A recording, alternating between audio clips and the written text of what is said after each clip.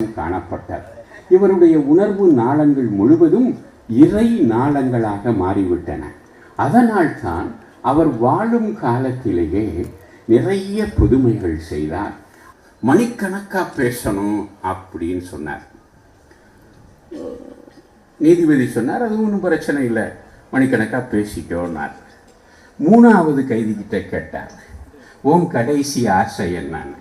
இவன் பேச ஆரம்பிக்கவே இருப்பது போல தோன்றும்.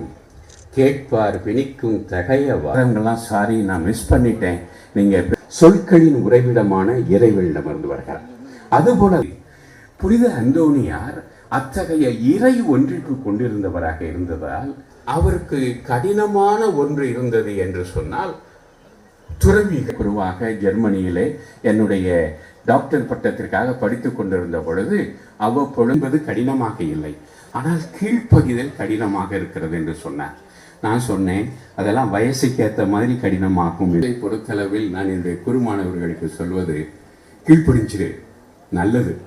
காரணம் என்ன, ஆனால் நீங்கள் கீழ்ப்படியாமல்.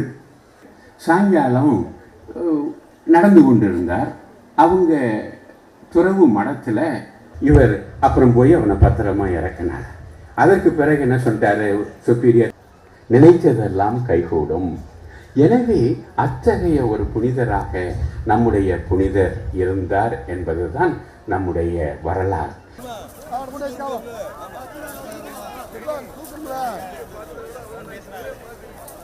பேசுறீங்களா?